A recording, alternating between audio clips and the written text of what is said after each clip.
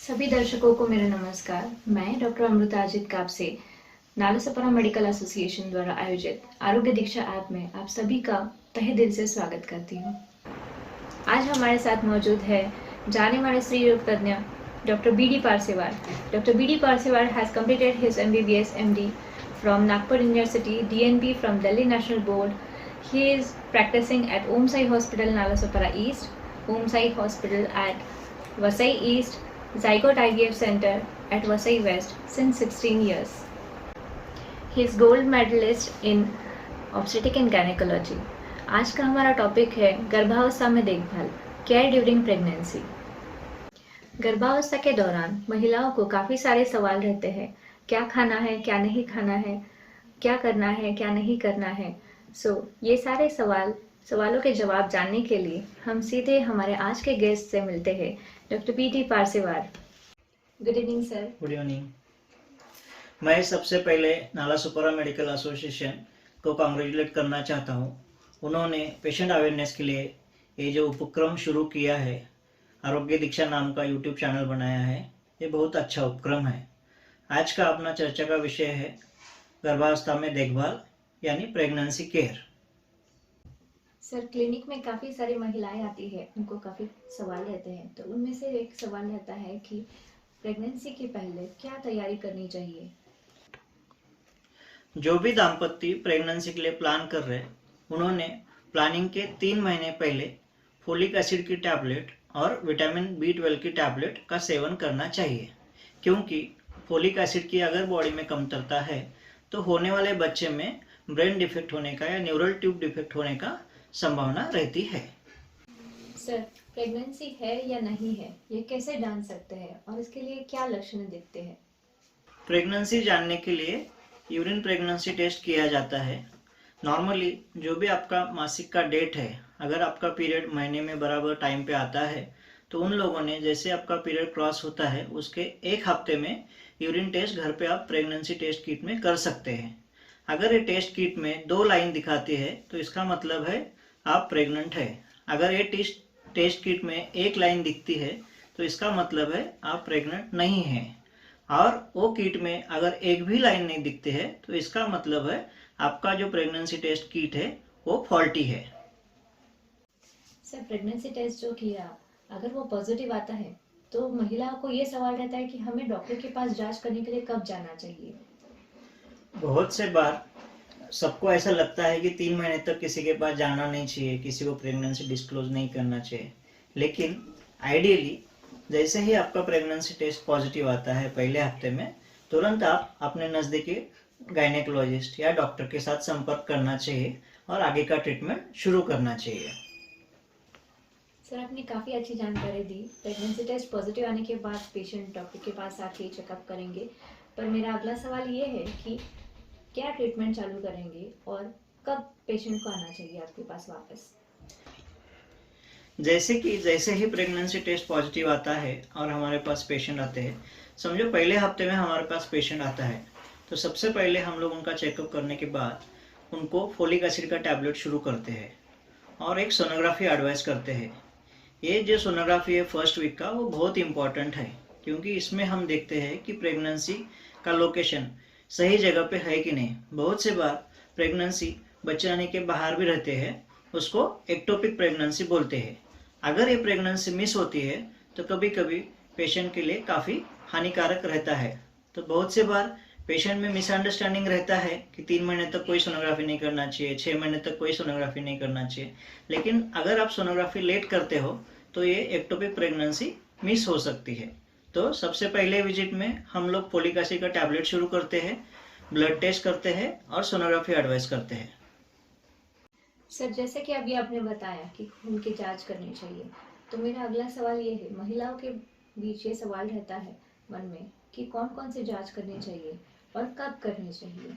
इसके बारे में ज़रा मार्गदर्शन कीजिए। ये बहुत अच्छा सवाल पूछा मैम। प्रेगनेंसी में ANC प्रोफाइल नाम का जांच होता है, उसके साथ एक थायराइड का टेस्ट होता है। ANC प्रोफाइल में हम लोग देखते हैं CBC मतलब कंप्लीट ब्लड काउंट।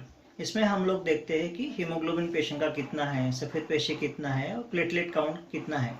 प्रेगनेंसी में काफ़ी बार एनीमिया, हीमोग्लोबिन अगर 10 ग्राम के नीचे है तो उसके वजह से काफ़ी कॉम्प्लिकेशन होते हैं, इसलिए ये इम्पॉर्टेंट तपास है। सीबीसी के साथ हम लोग ब्लड ग्रुप का भी जांच करते हैं, HIV, HbSAg, HCV ये 3 टाइप के वायरस का जांच करते हैं। सिफिलिस के लिए हम वीडियारिल नाम का जांच करते हैं। शुगर के लिए हम रैंडम ब्लड शुगर या फास्टिंग ब्लड शुगर करते हैं, और यूरिन इन्फेक्शन है कि नहीं जानने के लिए हम यूरिन टेस्ट करते हैं।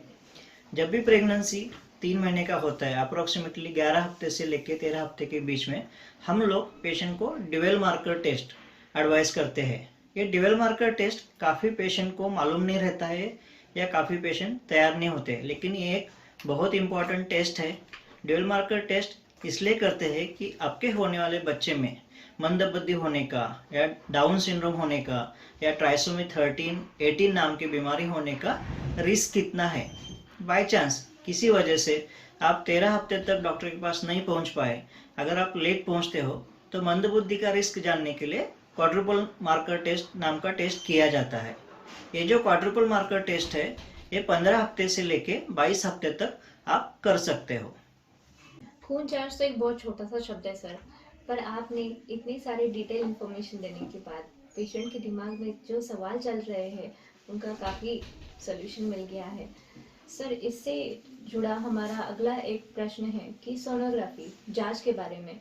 तो सोनोग्राफी कब करनी चाहिए, कौन सी करनी चाहिए और कैसे करनी चाहिए? जैसे कि मैंने पहले भी बोला है, सबसे फर्स्ट विजिट में अगर 1 हफ्ता या 10 दिन आपके मासिक के ऊपर गए हैं, तो प्रेगनेंसी का सही लोकेशन जानने के लिए टू कंफर्म इंट्रायूटेरिन प्रेगनेंसी पहला सोनोग्राफी किया जाता है। दूसरा सोनोग्राफी रहता है एंटी स्कैन, जो 11 हफ्ते से लेके 13 हफ्ते के बीच में करना चाहिए। ये एंटी स्कैन सोनोग्राफी वाइज होने वाले बच्चे में मंदबुद्धि होने का या डाउन सिंड्रोम होने का कितना रिस्क है जानने के लिए किया जाता है। एंटी स्कैन के साथ हमेशा ड्यूअल मार्कर टेस्ट क्लब किया जाता है। उसके बाद इम्पोर्टेंट सोनोग्राफी आता है 4.5 महीने पे, उसको बोलते हैं एनोमली स्कैन। एनोमली स्कैन 18 हफ्ते से लेके 20 हफ्ते पे रिकमेंड करते हैं। एनोमली स्कैन में बच्चे का सर से लेके पांव तक हर एक ऑर्गन की डिटेल एग्जामिनेशन किया जाता है। अगर बाय चांस कोई डिफेक्ट वगैरह बच्चे में है या कोई ग्रोथ में डिफेक्ट है या कोई पार्ट में डिफेक्ट है, तो एनोमली स्कैन में डायग्नोसिस हो जाता है। उसके बाद एक सोनोग्राफी आती है 24 हफ्ते पे, जिसको फीटल इको बोलते हैं। फीटल इको ये जो है होने वाले बच्चे के हृदय का सोनोग्राफी है। उसके बाद ग्रोथ स्कैन रहता है 2 महीने के बाद, होने वाले बच्चे की पेट के अंदर बराबर ग्रोथ हो रही कि नहीं हो रही है, बच्चे के बाजू में जो पानी है, लाइकर जिसको बोलते हैं, उसकी मात्रा सही है कि नहीं, जो तुम्हारी तारीख है या मासिक की तारीख है उसके साथ बच्चे का ग्रोथ एंड डेवलपमेंट बराबर हो रहा है कि नहीं। और लास्ट मंथ में एक सोनोग्राफी होता है। कभी कभी ग्रोथ स्कैन के साथ हम लोग फिटल डॉपलर भी करते हैं। फिटल डॉपलर मीन्स माँ की तरफ से बच्चे को जो बच्चे की नाल में से, अम्बिलिकल कॉर्ड में से जो ब्लड जाता है, उसकी मात्रा सही जा रही कि नहीं, उसकी जांच होती है। बहुत से बार डॉक्टर अपने पेशेंट के अनुसार, पेशेंट की कंडीशन के अनुसार एक्स्ट्रा सोनोग्राफी भी एडवाइस करते हैं। सर, सोनोग्राफी और ब्लड टेस्ट करवाना कितना ज़रूरी है ये आपने अभी समझाया, और मैं आगे जानना चाहती हूँ कि महिलाओं को क्या खाना खाना चाहिए प्रेगनेंसी में, डाइट कैसा रहना चाहिए उनका?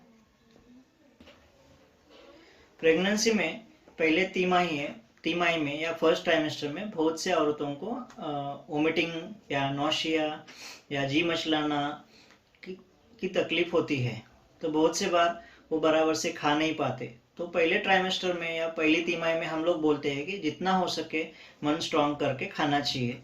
लिक्विड्स एटलीस्ट दिन में 4 से 5 लीटर लिक्विड्स जाना चाहिए। डाइट के साथ डॉक्टर ने जो भी आपको दवाइयाँ दी है, जैसे फोलिक एसिड है, कोई पेशेंट में प्रोजेस्टेरॉन की दवाई रहती है, वो उसका बराबर नियमित रूप से सेवन करना चाहिए। नॉर्मली चौथे महीने से बहुत से बार जो उल्टी का, जो प्रेगनेंसी का प्रॉब्लम है, वो कम हो जाता है, भूख लगना शुरू हो जाती है। तो चौथे महीने से हम लोग पेशेंट को एनीमिया रोकने के लिए, हीमोग्लोबिन बढ़ाने के लिए एक आयरन की टैबलेट शुरू करते हैं, एक कैल्शियम की गोली देते हैं, एक फोलिक एसिड भी DHA की टैबलेट देते हैं, और एक प्रोटीन पाउडर शुरू करते हैं। इसके साथ साथ आपको डाइट में भी आयरन, कैल्शियम, प्रोटीन्स आना जरूरी है। तो प्रोटीन्स के लिए हम लोग जैसे नॉन वेजिटेरियन है, तो प्रोटीन्स के लिए खाने में आप हर रोज एक अंडा खा सकते हो। दूसरा चीज कठोर आप ले सकते हो, अंकुरित चौली है, मूंग है, राजमा है, इसका हर रोज खाने में सेवन होना चाहिए। हर रोज खाने में दही आना चाहिए, 2 गिलास दूध आना चाहिए। खाना आपका तीखा नहीं रहना चाहिए, ज़्यादा मसालेदार रहना नहीं चाहिए और ऑयली नहीं होना चाहिए। प्रेगनेंसी में आपका इम्यूनिटी या रोग प्रतिकारक शक्ति कम होता है, इसलिए हम लोग बोलते हैं कि बाहर का खाना नहीं खाना चाहिए, बाहर का पानी नहीं पीना चाहिए। प्रेगनेंसी में कैलोरी रिक्वायरमेंट जो है औरत का वो ज़्यादा रहता है। प्रेगनेंसी के दौरान अप्रोक्सीमेटली 300-350 कैलोरीज एक्स्ट्रा लगती है, तो बराबर उन्होंने खाना खाना चाहिए। लास्ट ट्राइमेस्टर में आखिरी 3 महीने में बच्चे का काफ़ी वजन बढ़ता है, उस दौरान एनीमिया होने के या हीमोग्लोबिन कम होने के चांसेस बढ़ जाते हैं। तो हीमोग्लोबिन बढ़ने के लिए आपके खाने में हरी सब्जियां जैसे ग्रीन लीफी वेजिटेबल्स में मेथी है, पालक है, उसका आना चाहिए। साथ में काला गुड़ आप खा सकते हो, खजूर आप खा सकते हो। हर रोज एक फ्रूट आपने खाना चाहिए, जैसे एप्पल है, दालिम है, पेड़ है। हर रोज आपके खाने में एक फ्रूट आना जरूरी है। हाँ सर, अब मेरा अगला सवाल ये है कि काफ़ी सारी महिलाएं ये जानना चाहती है कि प्रेगनेंसी के दौरान कौन सा टीका लेना चाहिए और कब लेना चाहिए। वैक्सीनेशन के बारे में ज़रा हमें जानकारी दीजिए सर।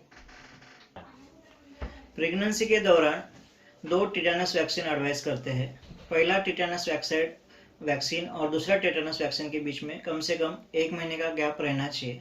आजकल प्लेन टिटेनस वैक्सीन की जगह एक टीडी वैक बोल के गवर्नमेंट रिकमेंड करती है, जिसमें टिटेनस के अलावा डिप्थीरिया भी एडेड है।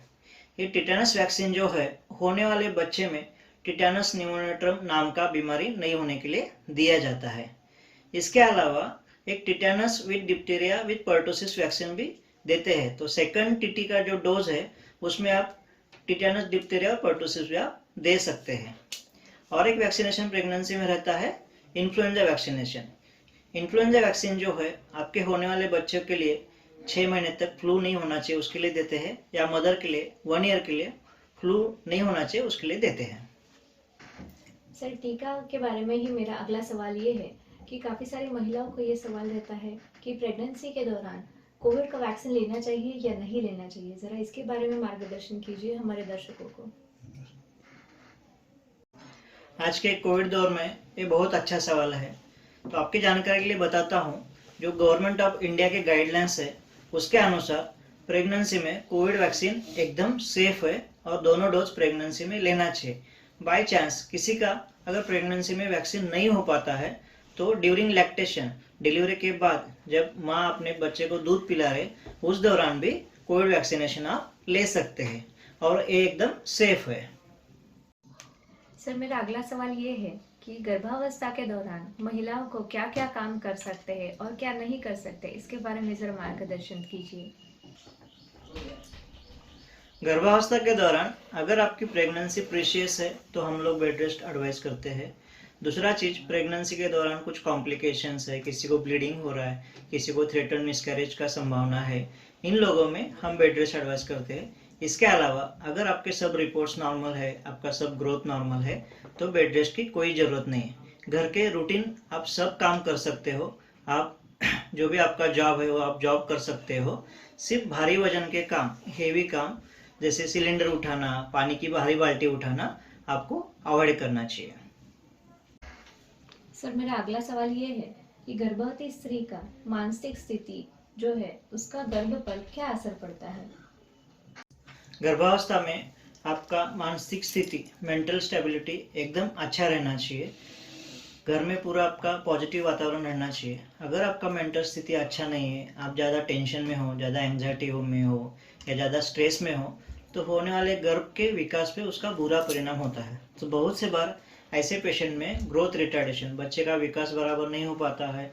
कोई पेशेंट में डायबिटीज़ आ जाता है, कोई पेशेंट में ब्लड प्रेशर की शिकायत शुरू हो जाते हैं। तो मानसिक संतुलन अच्छा रखने के लिए आपको जो भी कंडीशन में जो पॉजिटिव एनर्जी आती है, जैसे आपको पूजा पाठ में अच्छा लगता है तो आप पूजा पाठ करिए।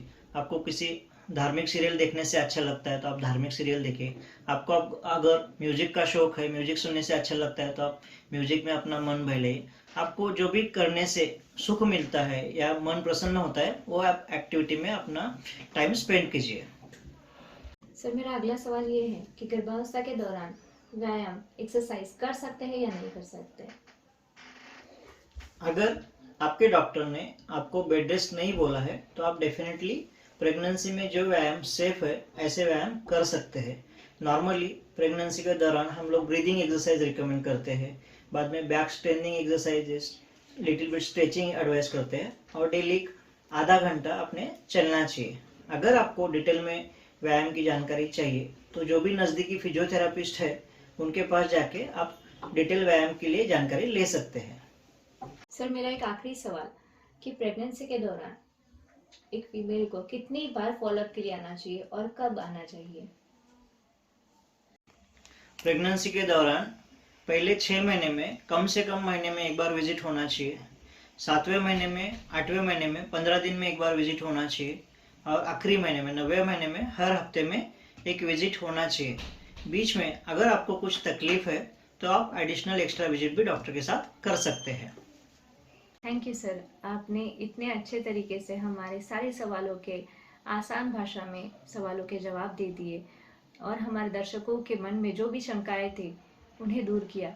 और हमारे दर्शकों के बीच और भी कोई सवाल रहते हैं तो आप हमें हमारे कमेंट बॉक्स में डाल सकते हैं, इनका आपको जवाब मिल जाएगा। मैं एनएमए कमेटी एनएमए नालासोपारा का शुक्रगुजार करना चाहता हूँ कि उन्होंने एक अच्छा टॉपिक पेशेंट अवेयरनेस के लिए रखा। गर्भावस्था में देखभाल के संबंधित जुड़ी जानकारियों के जो भी सवाल है उसका हमने पूरेपूर कोशिश किया है कि जवाब देने का। फिर भी अगर किसी दर्शक के मन में कोई सवाल आता है तो निसंकोच कमेंट बॉक्स में अपना सवाल पूछिए, हम उसका उत्तर देने का पूरा कोशिश करेंगे। फिर से एक बार मैं नालासोपारा मेडिकल एसोसिएशन के प्रेसिडेंट पूरी कमेटी का शुक्रगुजार हूँ।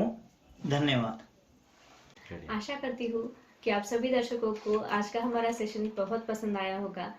अगर पसंद आया है तो आप इसे लाइक, शेयर और सब्सक्राइब करना ना भूलें। जल्दी ही मिलते हैं अगले टॉपिक के साथ 13 फरवरी को। धन्यवाद।